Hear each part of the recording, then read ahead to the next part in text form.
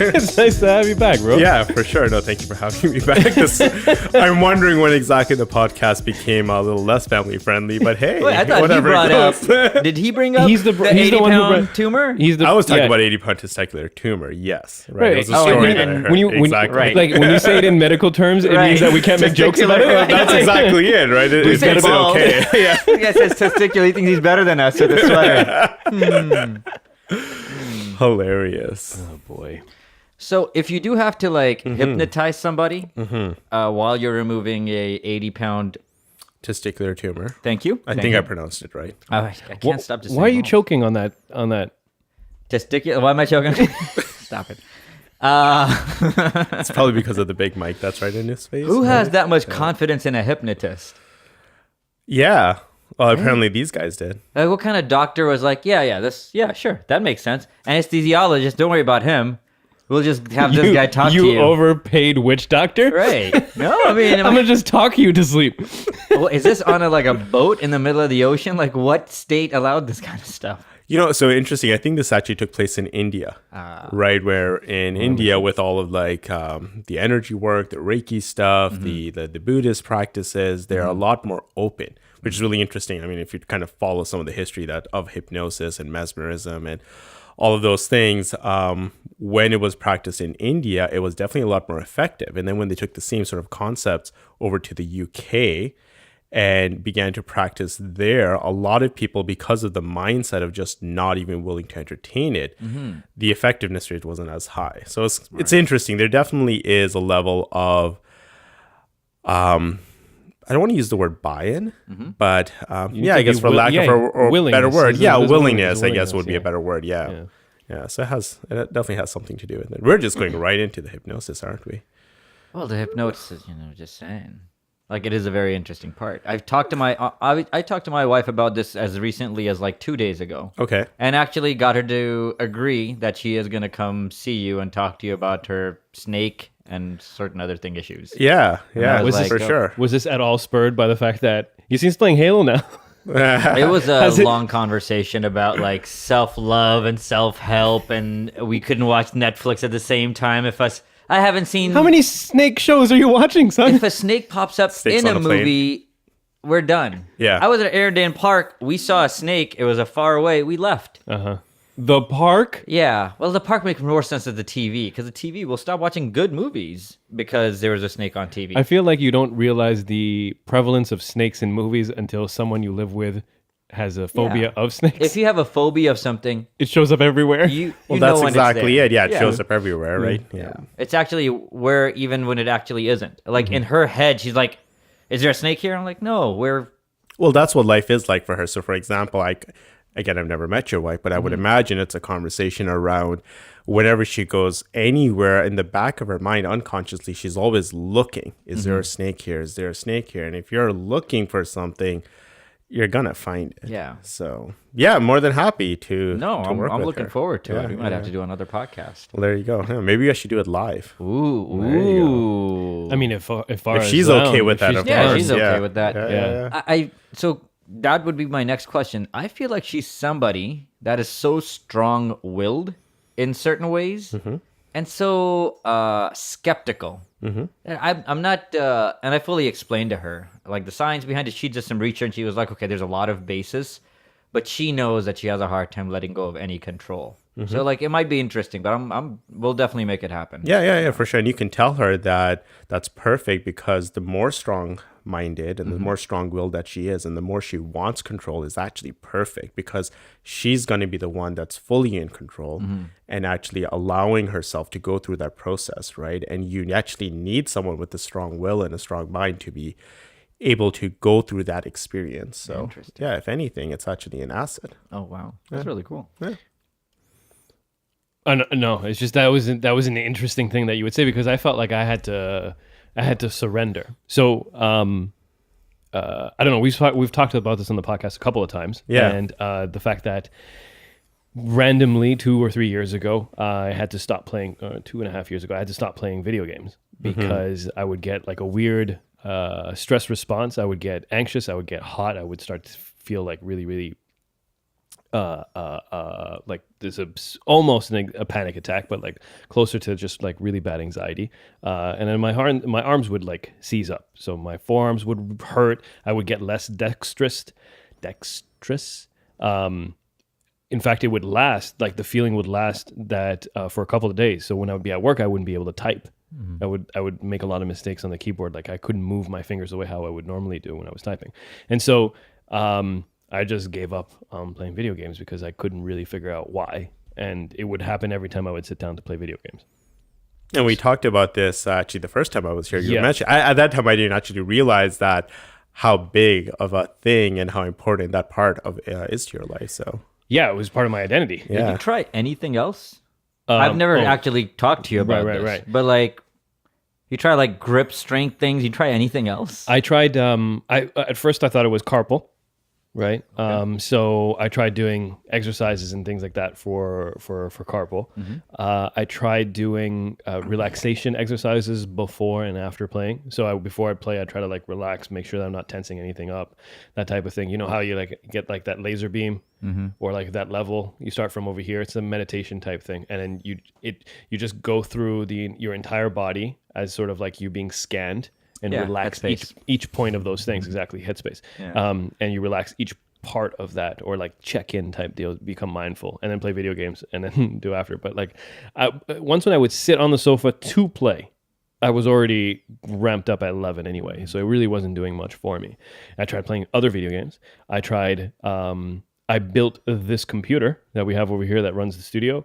I built that specifically for League of Legends because I'm like, well, I can still use a mouse and keyboard, so I'll just do that. And I got the same thing over there, to the point that I was like, okay, maybe I play Magic the Gathering, which is a card game, on my computer.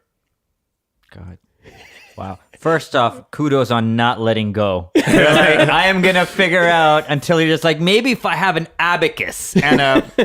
Yeah. I tried literally everything. Like it felt like my own self was tearing video games out of my life, and I was very sad. Like, but the thing is that you can't, I mean, now I can talk about it, but like when it's happening to you, you can't be like, lean in and tell your friend, listen, right? I feel like my world is coming to an end here.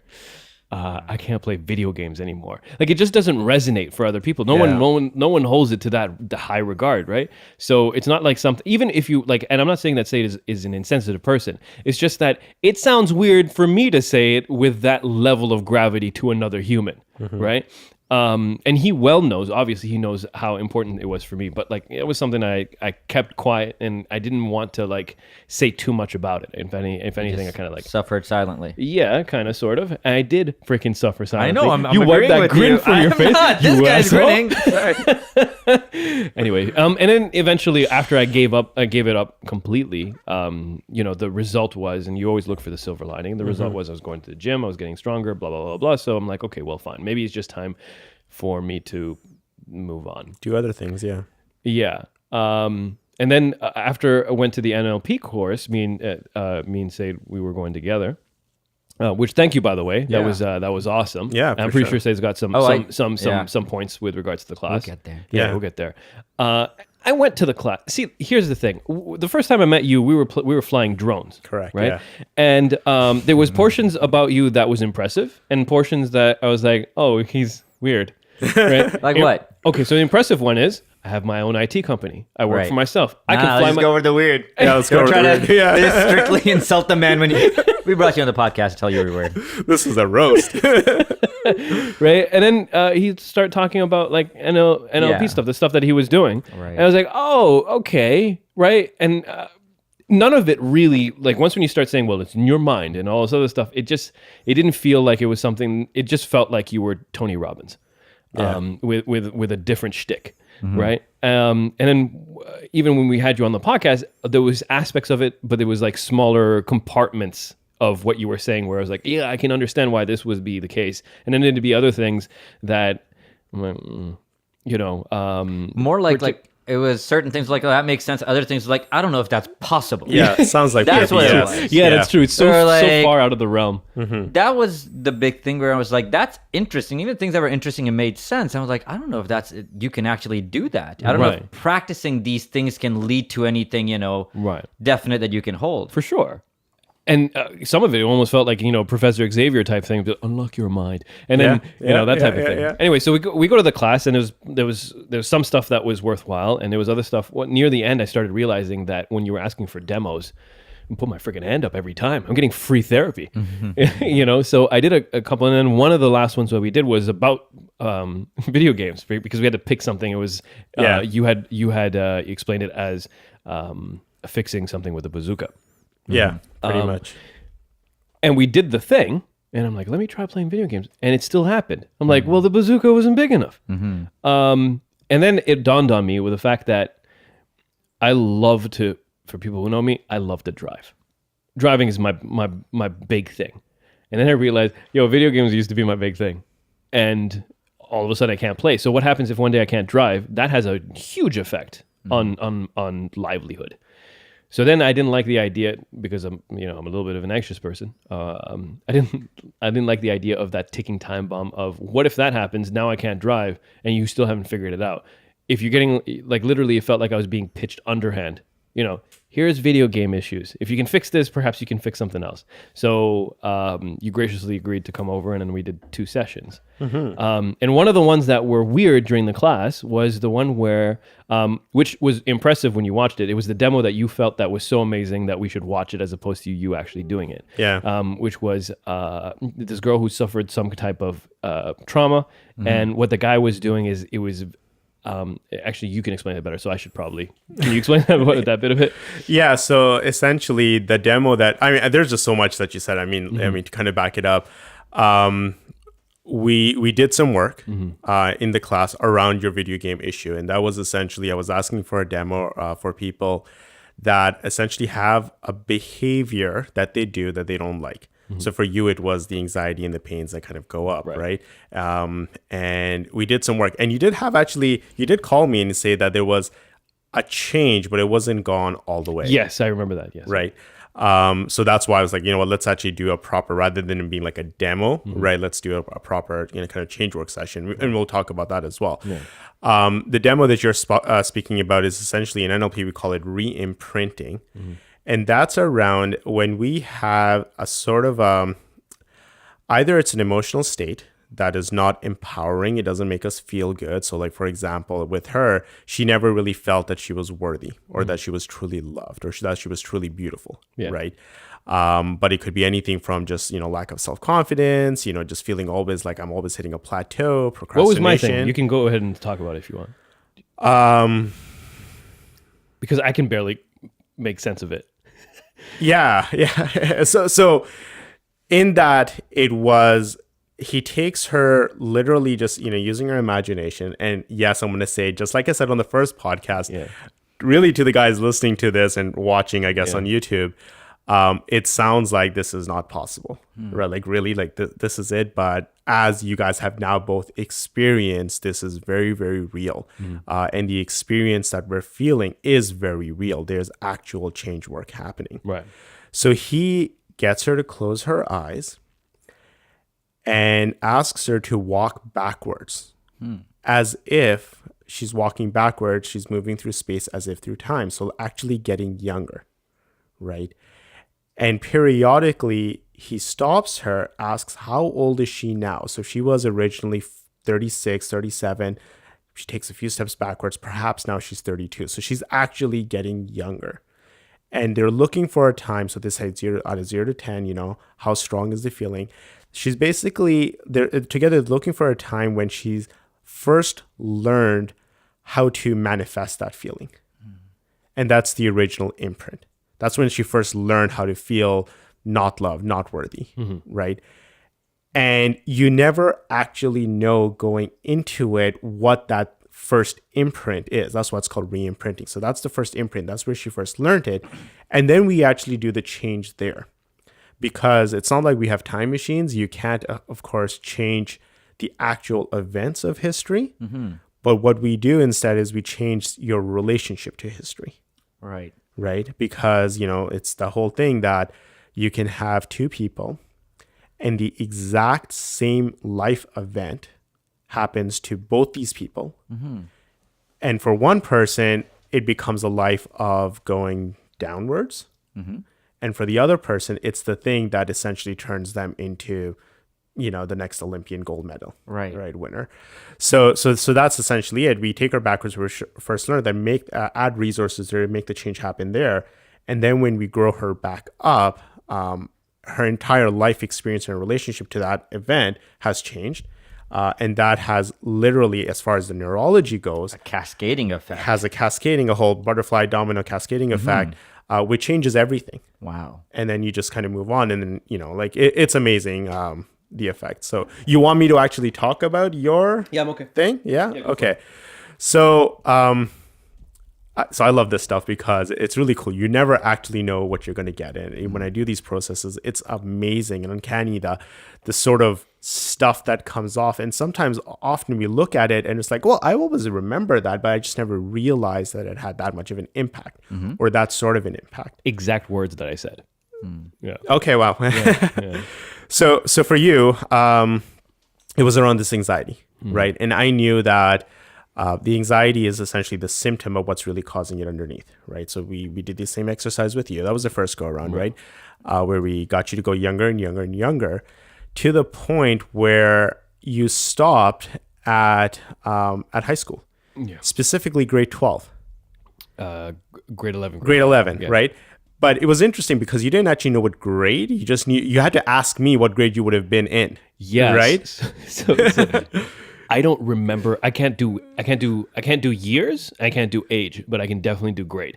So that's the same for you too. Yeah. Okay, but there's a lot of people who are really good at what year it is. So I had no idea. Sure. So what happened is that you had got me back down to 16. 16, exactly. Yeah. You got me back to 16, and you asked me how old was low. Yeah. And then I was like 17. I'm like, what grade? And at 15, because I always kind of I do a check, right? I'm thorough.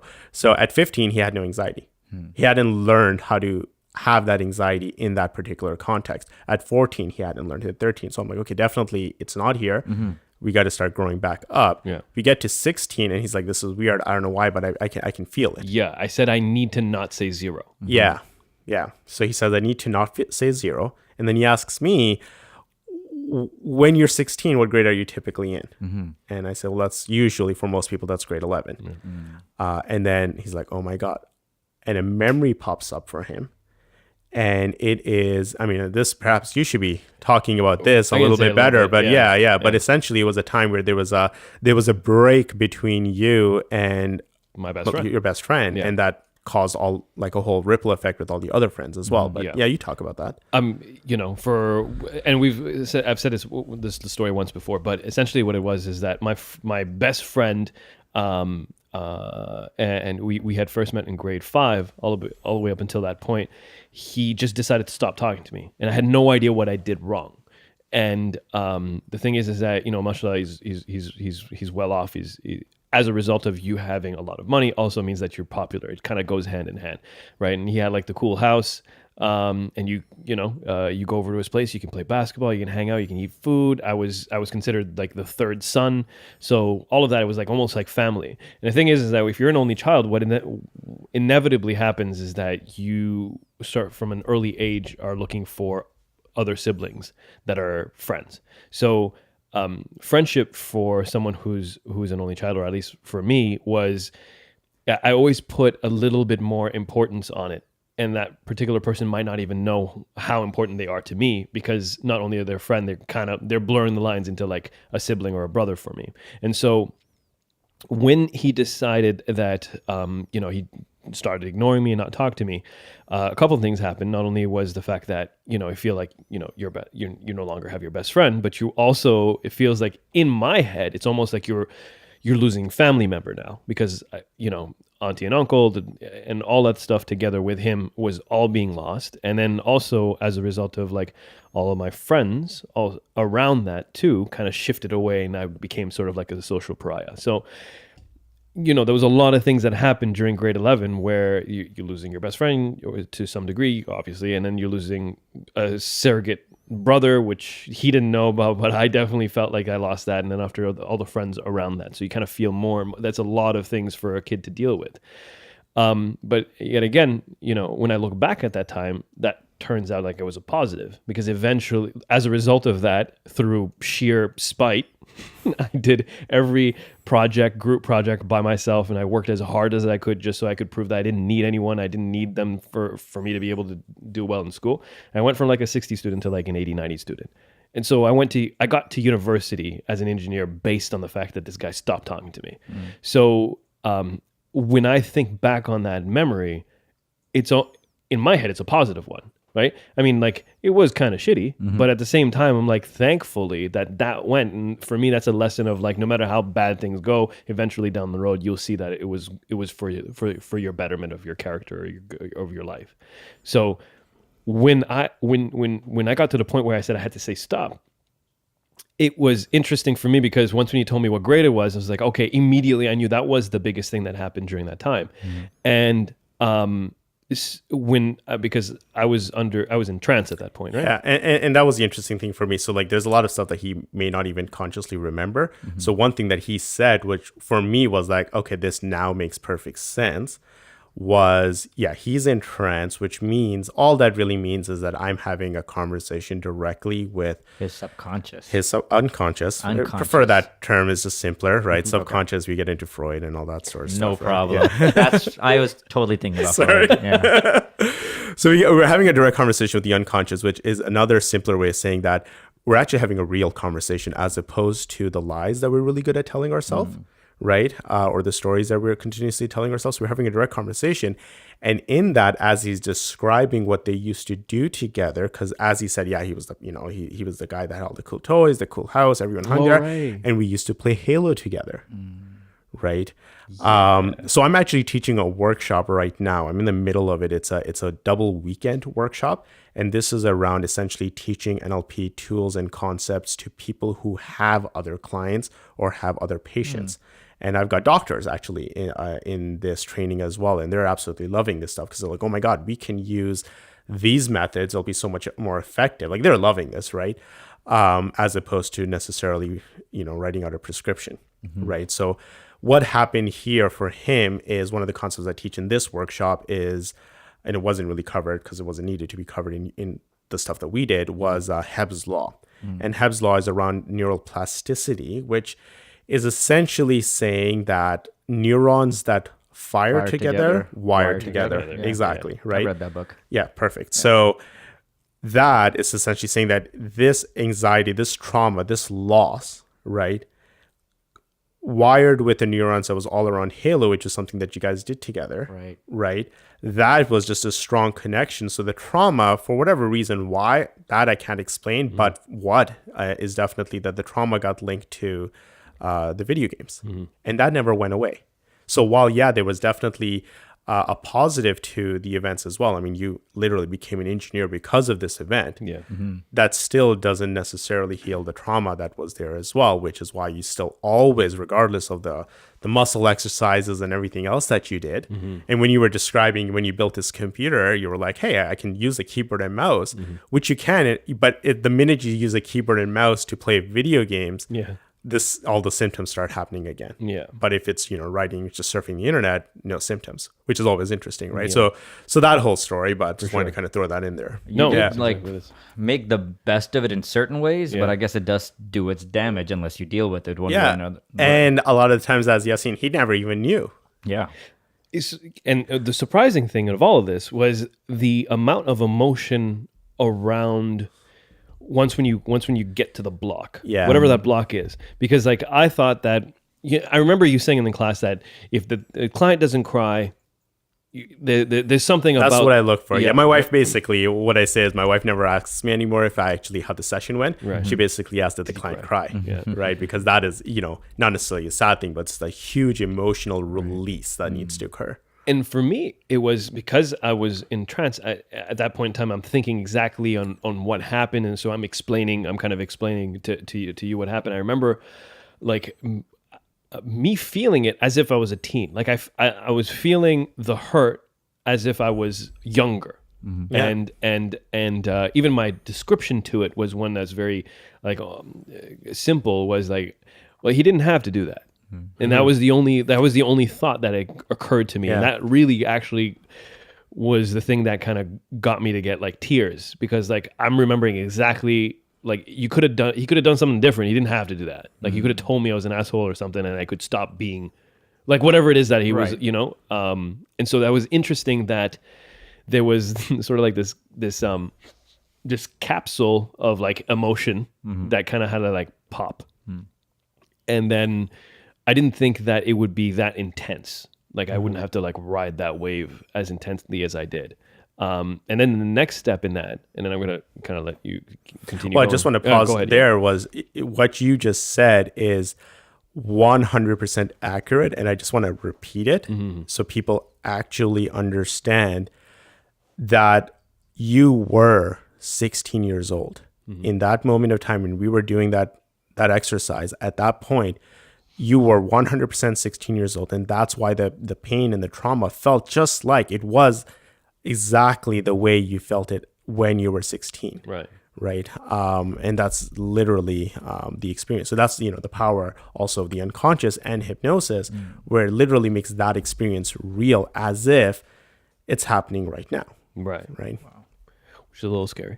But, that part was good. And then the other almost equally intense moment was when you said that, okay, now you know what you know. If you had to have a conversation with 16-year-old Yasin, what would you tell him? Like if you had the opportunity to go back in time, go find yourself when you were 16 and then tell him like, okay, I know you're stressing about this right now, but how good is things going to get? Like you're going to get, don't even worry about this. None of these people matter. You're going to have better friends that are going to, you know, if you fall off the map for like 2 or 3 days, they're going to call you like, oh, don't worry. It gets 10 times better than this. That conversation in my head, like I had to have that conversation in my head talking to my 16-year-old self. That was surprisingly powerful in ways that I really can't like really. It's hard to articulate. Yeah, it's hard for me to articulate now. But like having a conversation, it sounds so silly, but having a conversation with my younger self was really, really intense. For like I don't know how long it took, but it felt like it was like only about 10 to 15 seconds long or 30 seconds long.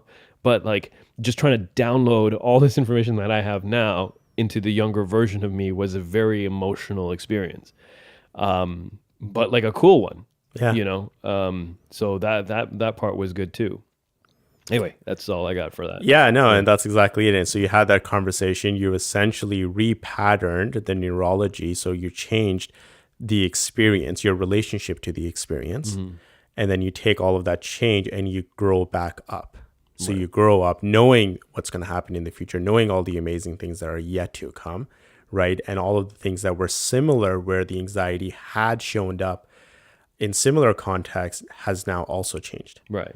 And then, so what's life been like? Playing Halo like That's what I was gonna say. Like, all of this is super heavy, and I'm like, oh, so now you can play video games? But wow, what a journey, though. Yeah. And you know what? There's been plenty of things that happened to me in 2017. Almost got married, didn't work out. A bunch of ups and downs and things like that. Emotional stress and when I look back, I'm like, yo, this video game solving issue, it's pretty big accomplishment. Like that sits really high on my 2017 accomplishment list because it's been like this thing where it feels liberating knowing that I can play when I want to. And I thought that I was gonna just go nuts and play the top 10 of every year for the last 3 years and go back. But I'm not doing that. I don't feel like I need to. Yeah. But I'm definitely enjoying it. And it's like something as simple as playing video games is like something like incredibly exciting for me now. When I come home, I'd like get everything done. Even if I just do like a 30-minute session, sit down, play it, I am so happy. And it wouldn't have been the same if like we had a pharmacist on that was like, hey, you have this video game problem, take this blue pill, you'll be fine. That's true. Yeah. Even if you could play video games, you wouldn't feel the same way. Yeah. Like just knowing that you can do certain things. Yeah. Or look at things in a different way. For sure. Yeah. It's And liberating. it's liberating half the time, so that's a conversation around them essentially treating symptoms right? As opposed to, it's a different conversation about actually moving towards wellness. Right. But the other thing is that you can't, like, how would anyone else, besides going through an experience such as this, how would they even know to, like, where is the correlation between anxiety and physical pain in my arms when I play video games, no other context, and this thing that happened to me in high school? Yeah. Right? But you need this experience in order for that to come up. And it always comes up. Right. I mean, we could do a whole podcast about the crazy conversations that I've seen come up, but it's insane. Yeah. Well, a couple of them we can probably touch on. Yeah, perhaps. No, tell me. No, that's his invitation. I need to know a couple of things. People are like, I get itchy when I see a monkey, and that's like you roll back, and it's because, her brother put a diaper on her head when she was 2 or something. She's like, oh my God. Yeah. So just the other day, actually, I had a client that I was dealing with, and this was essentially, she wanted to come for healthy eating habits. That was kind of like the main thing at the high level. But again, as we know, like what we want and what's actually the root, in terms of the patterns and the neurology is very different. I actually did a similar process with her, got her younger and younger, right? Because this is something usually if I ask, like, how long has this been an issue, right? Is this something recent? But if they say, like, whenever they answer, well, it seems like I've always had this, it's an invitation for me to kind of do the regression, like, right? We're going to the time machine. That's essentially it, right? And it's actually, on a side note, what's really cool is as you take people younger, watching their mannerisms, like even watching you and the language, listening to the language that you were using, it was getting younger. You were speaking like you probably spoke when you were 16 years old, which is kind of cool to be able to witness that. Oh, yeah. So she's getting younger and younger and younger. She gets to birth, and she gets younger. Now, this is something. So I am now a sperm. So, for me, and as you guys learn from the courses, you're always in their map of the world. If she's getting younger, then she's getting younger. And I asked her, like, so how old are you now? She gets reincarnated. She's like an old Asian man. And you're like, shit, she got reincarnated. She was Buddhist before. So her response was that I'm not even in a body, so I can't really answer that. Wow.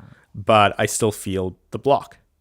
And we got younger and younger, and then she got to the point where she didn't feel this block, this pressure. We took a step forward, because for her, I did it physically. I think for you, it was just a conversation. I didn't get you actually stand up and walk backwards, right? No, I didn't. Yeah. I just sat, Yeah, so either way, I had her actually walking backwards and walking forward. So when she walked forward... Did you run out of room? Because you judged only to baby? You're like, shit, we need to go outside.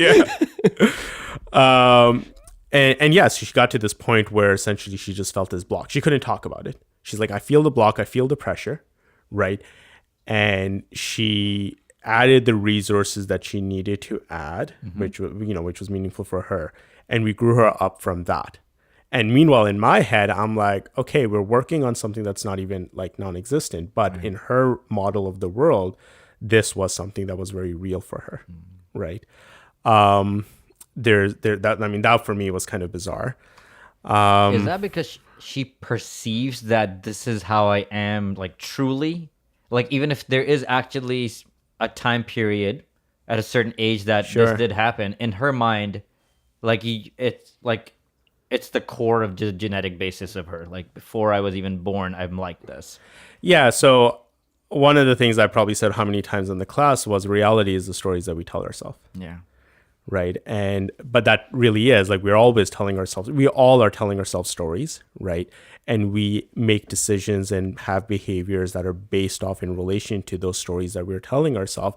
And yeah, so perhaps that is the story that she tells herself, and that fit her model of the world. It's not my job to kind of change that or challenge that, right? Because for me, it's essentially giving her the actual change, right? And she left, like, absolutely, very, very empowered. Now, this was someone I just saw earlier this week, so time will tell on terms of the results that she gets, right? Yeah. But yeah. That's important to note. I guess, like, for us as well, is that the first session took, but not quite. Like, there was we did 2 sessions, yeah?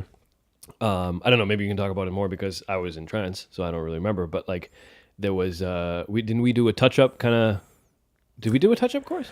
Did we do one that? Yeah, because you came a second Yeah, time. I came a second time, and I'm trying to actually remember what we... Were we both in trance? Yeah, well, sometimes aren't we always in trance? And that's a debate that the hypnotists in my circle are always debating about.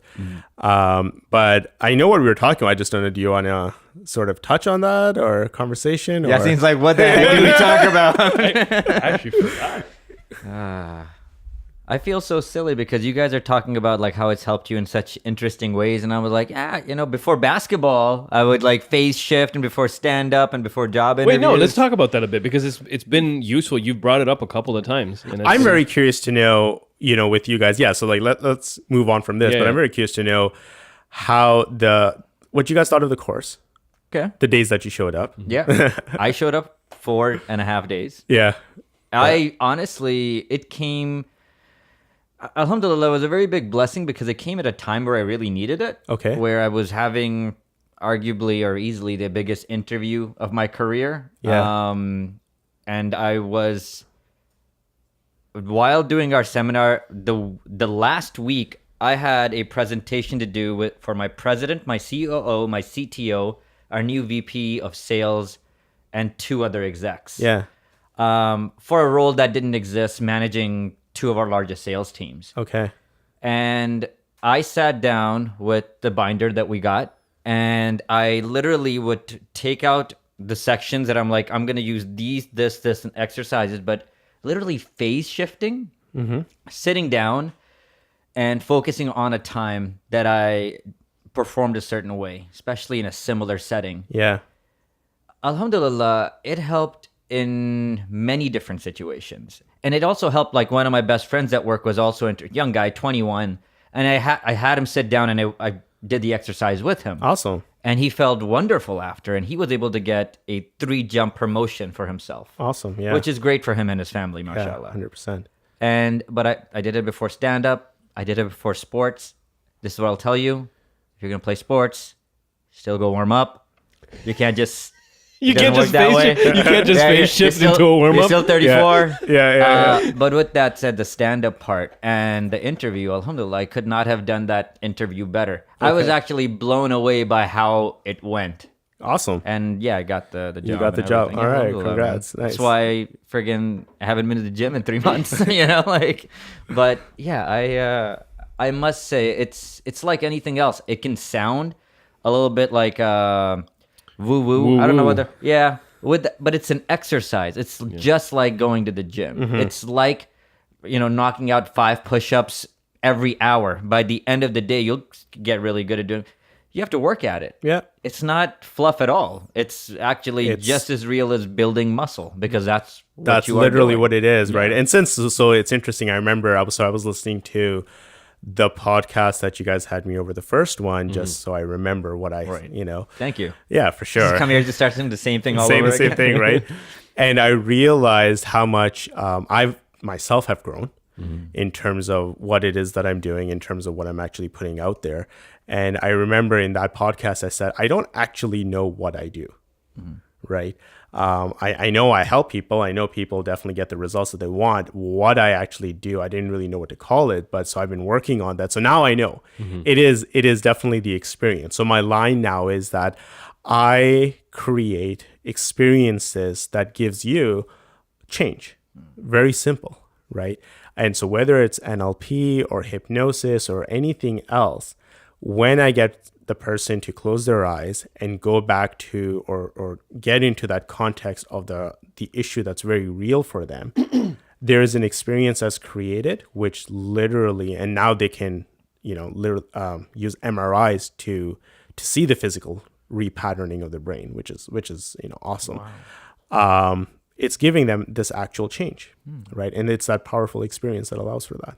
That's really interesting. Yeah. So it's not, so this is like other workshops around self-work or, professional development, personal development. There's a lot of this talking, which is important. I mean, theory is definitely important, but from the workshop that you guys attended, it was like maybe 30% I was talking and the rest was you guys actually creating and getting into those experiences.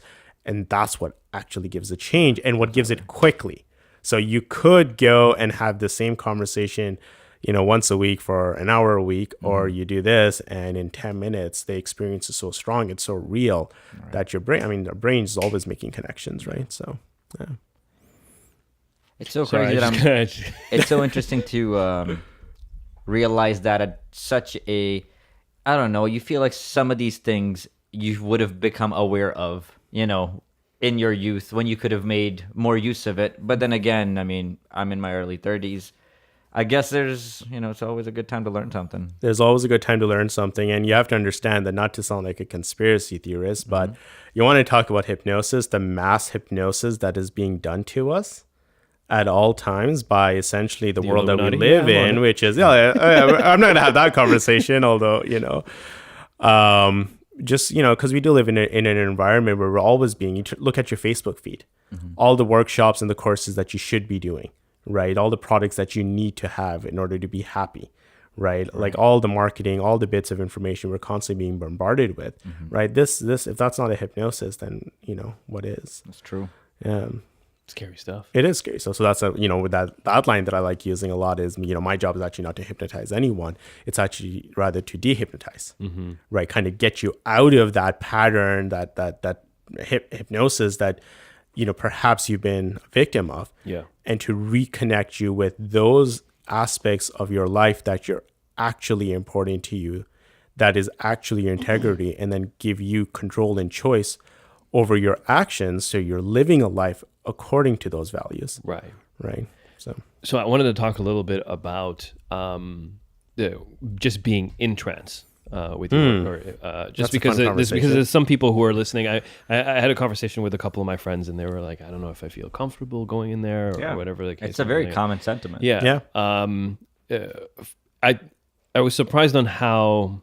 Maybe it's because we took the course, so there was a little bit of practice on trying to get there. Every class you started with sort of like an exercise, which is really about building the muscle around reading each other's facial expressions. Right, exactly. Useful. But what was useful, at least for me, I don't know for you, say when you were doing it, but like it trains you to have to think about a freaking time you were confident and a time that you were content. Like sometimes you're getting us to access a thought where we actually have to sit there and think for a bit. When was the last time I actually truly felt like 100% confident? Which is useful specifically for you when you were doing your face shifting, because then you can sort of like draw on those really quickly. You don't have to sit there and like ponder. But I guess that would be part of the buy-in of being able to access those types of thoughts for you to be able to relax a little bit. But what was an interesting thing, especially this was the second time, I think it was the second time, where you had, you got me like down, relaxed, really. And I could almost feel this, my consciousness was sort of doing like an up and down thing, but the trend was going deeper and deeper and more relaxed. And there was a very fleeting moment where it felt like there would be a point where I would just go into a place where I couldn't hear and I couldn't feel. Like I couldn't feel the chair, I couldn't feel where I was sitting, and it almost felt like my ears were still working, but the connection between my ears and my brain kind of disconnected for a moment. And it was just complete quiet and still. But it only lasted for a moment because I would get back out again and then I would go back in. That lasted maybe about like a 10-second. What did you call it? Because it sounded awesome. Trance? No, there was another disassociation. No. There was a thing where it was like the deepest level of Esdale state. That state. Yes. Sounds like a really nice, like gated off community. Yeah. And I was like, it really is. Esdale is basically the closest thing to heaven on earth, right? And experiencing that. It is a state of complete and utter bliss and just being in the moment. It's fun. And I could... so I think what I said was you were probably just touching that, right? Just touching it. So I barely got there. But like whenever I kind of like got a little scoop or I dipped my finger into it, it felt really nice for a moment where it was just like world turned off for a moment and then came back on again. And I was trying, it's like sort of like trying to hold on to a dream. And and you're on your way waking up, but you're just trying to hold on to this dream because it's a good one. It was almost like that, trying to hold on to it. So it'd be nice to like extend that to some degree, because you said that sometimes you just chill there. Yeah. No, I hang out there. It's great. I mean, it's good for just, self-reflection. It's good for just healing in and of itself. Even with, even in these deep hypnotic states, I mean, I always forget, I think we're hitting theta at that point, right? Which is just healing. Yeah. Without any suggestion, without any work that's being done. So just, kind of hanging out there. Do you find, because I think both of us want to do this, I think you've already done floating, right? You've Yeah, done I floating. was thinking about it right now, actually, while he was talking. Yeah. Do you find that you can access Asdale? You need to get there first. So be shown how to get there. And then, because of the floating, is that your question? Yeah. Like, do you think what I'm asking is, if I were to go and like massage a float or whatever, would it help me get there? No, No. there's no correlation. So I'm gonna need you. Yeah, there's no. There's a thing as self-hypnosis, right? So it's on my to-do list for 2018 to actually run a 1-day hypnosis workshop, and I'm going to call it halal hypnosis. Right, you're going to have to do that. Right, just because with a lot of us, it's like I wake coming up, through this gin stuff, right? You're like, that's not what I wanted. Right, and no, it's going to be a big deal, and I've got full support from Mike Mandel, who is probably the best hypnosis trainer and probably one of the best hypnotists that's alive. And he lives right here in Toronto, right? So that's who's trained me and given me my certifications and everything. So I've got his team support. They're actually going to be giving some free products for the guys that show up to my class too. Very cool. I'll be teaching how to do self-hypnosis and how to actually make hypnosis useful. And we'll just have fun, right? Because one of the things with Esdale is your limbs become almost like a mannequin. So if someone raises your arms, it just hangs out there, right? And they have to push it down, it just hangs out there. It's like this ratchety sort of motion. And you can imagine the sort of stuff we do in class with each other with the different weird poses. And we have some fun. Sounds like it. It sounds good. Yeah. How often are you, because you invited us to a seminar, actually there were 2 separate ones, we couldn't make it on the Wednesdays and it became the Saturdays. How often are you doing this kind of stuff? So what I will share with you is this. August 2nd, that's my birthday, as it is every year. Okay. Naturally. Yeah. And this last August, I turned 35. MashaAllah. Alhamdulillah. And I, just from the feedback that I've been getting from you guys, and I know the impact and the benefit that this is creating. And I know for myself, like, I've got my IT business and my IT company, but it's been a while, or maybe never, have I actually woken up and said, gee, I can't wait to sell another server, or we can't wait to sell more Microsoft, right? This is truly like my calling and my passion. So I made myself a declaration that I essentially have 18 months. And what I do with my life in the next 18 months is going to determine the rest of my life, right? So that's kind of the time frame where I'm looking to actually now full-time transition out of the IT business. I'm not really sure what I'm going to do with that, right? Because it makes good money and everything. But I really want to be doing and having these conversations full-time, right? And all the time. There's so much, useful, beneficial knowledge that needs to be given out, with our community at the same time with just, everyone around us. And I, as you guys can tell, I absolutely love talking about this stuff too, right?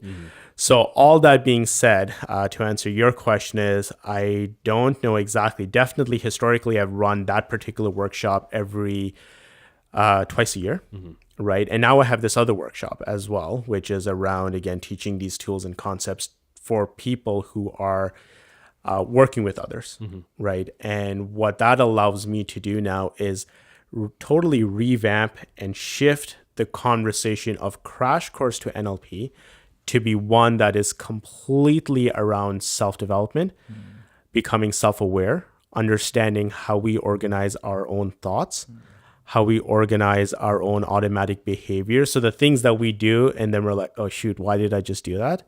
How to organize our emotions. And then more importantly, of course, back to the tools that actually creates change and fast change to access those resourceful states. So when we have, an interview or a big presentation, how we can quickly shift into that resourceful Syed that needs to be present. So the next workshop is probably going to be in I don't have an exact date, but probably I'm looking at the end of Feb, so about a month away. Wow. Right? And then I'm not sure if I'm going to do one over the summer, if I'm going to do 3 times this. I don't know. It's a lot of stuff's happening, a lot of moving parts, but definitely it's an exciting time for you. It's an exciting time. Yeah. We're happy for you, man. Thank you. I think so. For the people who are listening, NLP, even if you think that it's weird or you still think that it's woo-woo, it's something that, think on your life, think on the patterns that you have, the things that bother you about yourself, or things that you think that is getting in your way for whatever thing in your life. There might be a solution that NLP will give you that other, I'm not saying that meditation and mindfulness and being mindfulness or praying or any of those things won't solve the issue. But what I do think that NLP might be able to give you a shortcut, might be able to get you a solution that will be quicker, that you can put in place quicker, which will then allow you to deal with some other stuff. And whatever advantage that you can give yourself, then by all means take that advantage, right? So I look at it like tools. Yes, exactly. Like you're gonna have all sorts of life problems. tools. Yeah. I look at it just like that, life tools. Yeah, for sure. Expand your toolbox into taking care of yourself, whatever that may be. Whether it's as something as almost as pedestrian as trying to play video games once again, sure, or trying to get over whatever public speaking or like anxiety for public speaking, or issues on you not feeling loved as a child. Your parents neglected you, whatever that may be. I feel like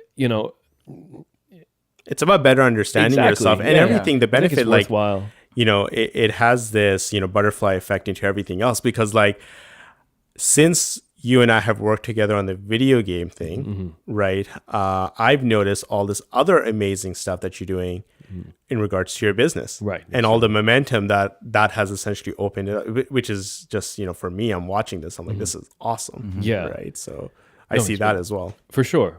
So people check that out. And if you want to know more, where do they go? So the website is coachthemind.ca.